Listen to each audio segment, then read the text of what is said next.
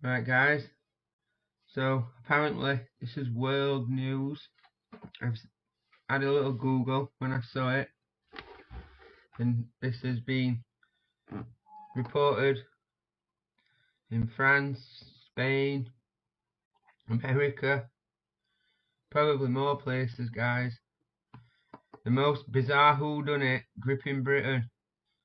Theories swirl over just why the world famous Sycamore Gap tree was chopped down in the middle of the night as a boy, 16, was quizzed by police. Some of you might have already seen what this is about. There's a place called Sycamore Gap on Hadrian's Wall. Tree, 300-year-old tree, it's being cut down, as the article just said, by a 16-year-old boy in the middle of the night, apparently.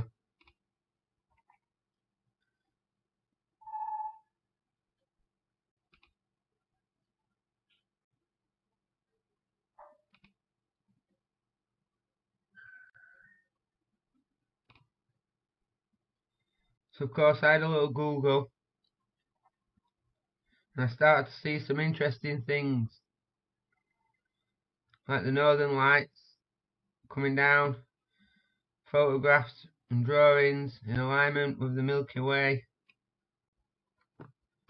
Of course, the stereotypical image of this sycamore between these two mounds that Hadrian's Wall follows. This place was featured in Robin Hood, Prince of Thieves, which again has lots of synchronicity. There's lots of hidden imagery, like Horus possessing the set animal, slaying the darkness. Of course, is George. In the film, a boy who kills a deer is being chased by Guy of Gisborne, and he runs up the tree. Guy of Gisborne's men are ordered to cut down the tree. I found it ironic that in the film, the Sycamore Gap tree was being cut down by a man chasing the boy, and in reality, it's a boy who cut down the tree.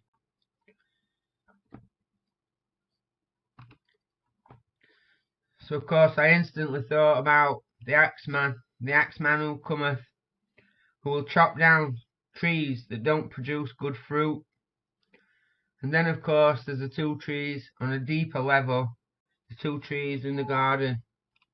The two mounds made me think of this symbol, which we've covered lots. Some of you will be aware, I believe, that this symbol is a guillotine chopping block where they behead the victim. This is the neck for the arton to be released, just like in Highlander, which is what we see in the Dendera bulb and the Chichen Itza ball court. Here is again Thoth in baboon form over the chopping block with his knives. Okay, guys. This symbol with the sun, solar disk, or the neck is called Akhet, and just the mounds on their own, the two horizons, funnily enough, are called Dew. The D is mainly always silent, like in Jed. The Jedi, the Jew. Okay? We've covered this Tutankhamun papyrus showing King Tut as Harpocrates the Horus carrying Anubis crook and flail in the Ouroboros with his arms over the block, and he is sat or the old image rather, is above the twin-headed lion throne, which makes him the master of animals. We've covered the Knossos chopping block relief, where we see the blood coming out, and we see all the little genies coming out with it. The large horns at Knossos and the giant axes, which I believe for beheading giants. This is antediluvian, and it was used as an ornament by the Phoenicians in Knossos. Just like this double-headed lion throne in the courtyard of Uxmal, in front of the winged disc. The winged disc can be found at Uxmal, guys. Just like the so-called Egyptian pillows. Again, Pharaoh being shown with his hands in the car position as the master of animals. We've covered the master of animals. We find this globally throughout time. Here it is, the double lion, the crescent and the orb, flanked by the two lions in India. The Gebal Arak knife, Navali Kori, Say Birch, the latest Say Birch relief. We find the Master of Animals at Shimeo, at Catalhoyuk, China. We find it all over, guys. We find it in the Castillo de Diablo at Chichen Itza. We can find this right through to the Saxon record on the trove of Sutton Hoo, the treasure trove of Sutton Hoo, belonging apparently to Radwald, aka Beowulf, Beowulf. Okay, guys. Another famous version of this throne can be seen on the Ishtar relief.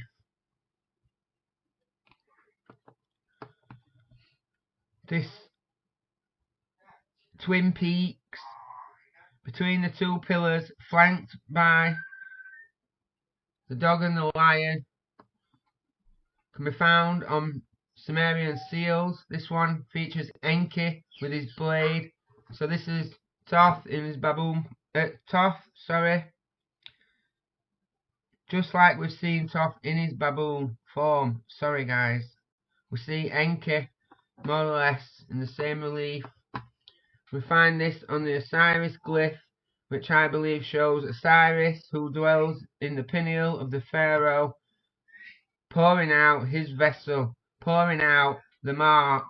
The mark, in the case of the anti-Messiah, being the Asclepius, the worm that does not die, the spirit of the son of perdition. We've seen this imagery on the 9th degree apron.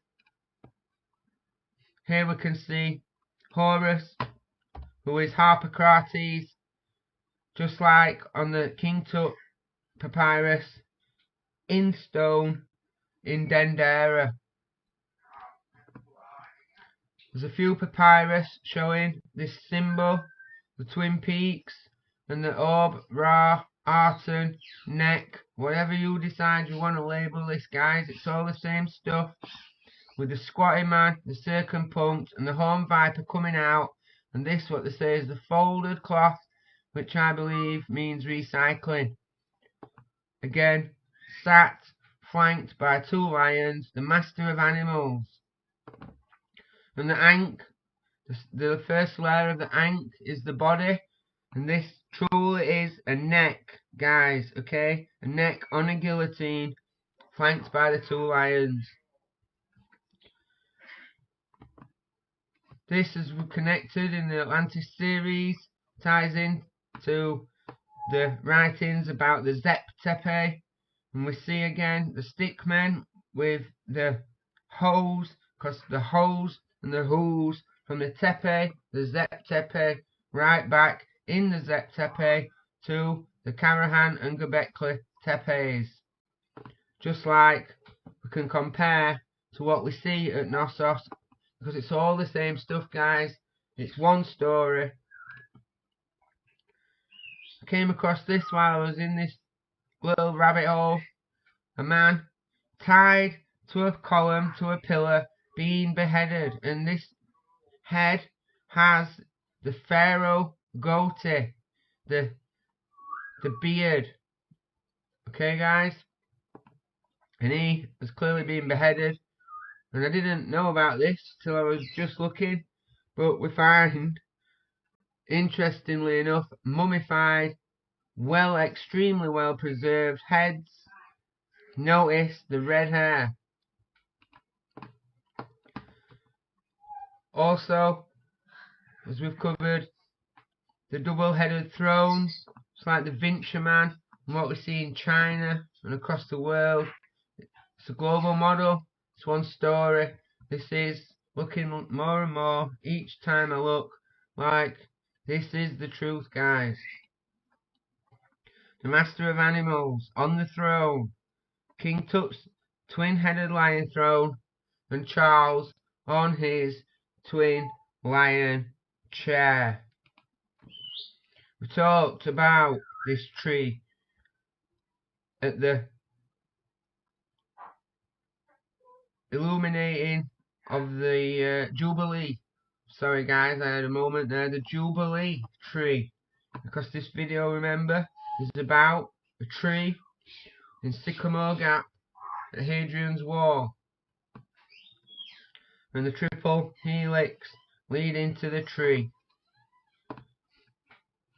So I mentioned in the last video when we went to Arbelo and Gardam's Edge that I believe the Phoenicians were either, well, I believe they were the first United Nations, guys. United Nations Mark I after the flood. And when Joshua invaded the Promised Land, the Canaanites fled with or as part of the Phoenicians, and they sailed through the Med. They came out, they went north, they went into Scandinavia, what we call Scandinavia. They went to Ireland, to the west coast of Ireland, and across the Atlantic to America. We compare this Phoenician ship with a Viking ship. The two are not strikingly similar, they are literally identical. I came across this image of a model of a Viking ship. We see the red and white striped flag, which is one of the main themes here. But two more things I'd like to notice is the dragon head on the bow and these shields which contain an eye and the Star of Ishtar. Well, the Star of Ishtar you may be familiar with, but did you know that the dragon's head is Nergal? So Nergal and the Ishtar star were common features on Viking ships, which in turn lead back to the Phoenicians. Okay guys? And we find this imagery right through to China, across the world and throughout the timeline. Which brings us on to this. So we mentioned in the Arbelo tour video about the Tuatha De Danann and how I believe the Phoenicians, they became the Tuatha De Danann in England. But what about America? You've heard about the Fomorians, right? Well, how about the Fae for fairies, as in Fae, Pharaoh, the Fae in Ireland, the Celtic Fae, the Famerigans, okay? Okay guys, the Famerigans in America, guys. It's all the same stuff, it never went away. I'll just go back and recap this for you. The Phoenicians, the Vikings, who are both the same sort of heritage, and they were in America well before Columbus, well before the Templars. Okay, guys? The Ishtar and Nergal, the Phaemerigans, the Phoenicians. You might remember me going over this seal, this Ouroboros, in the Ishtar seal found at Catalhoyuk, and the Garter star, the 8-pointed star with the Ouroboros eating the egg, and the mark, and how we connected this all together, guys, in part 2 of Atlantis. If you've been following the Atlantis series, well now, guys, we can add the Phaemerigans to this little slide.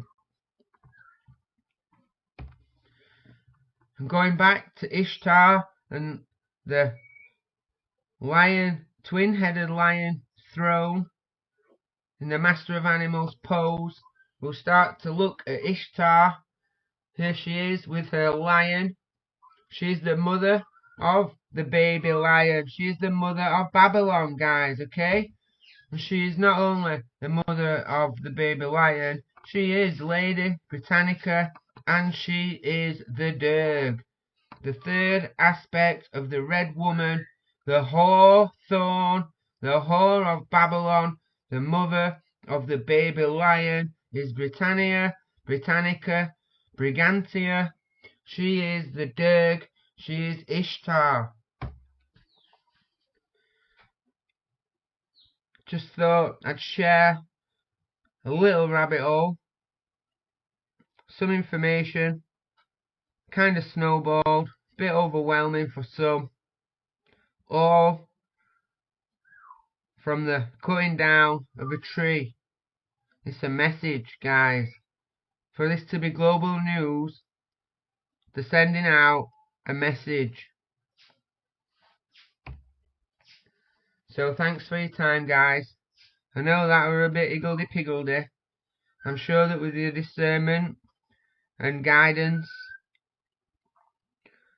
and your faith in Yeshua as the Mashiach, Yeshua HaMashiach, Yeshua the Messiah, I'm sure you'll be able to piece together what I've tried to just show very quickly, admittedly a bit haphazardly.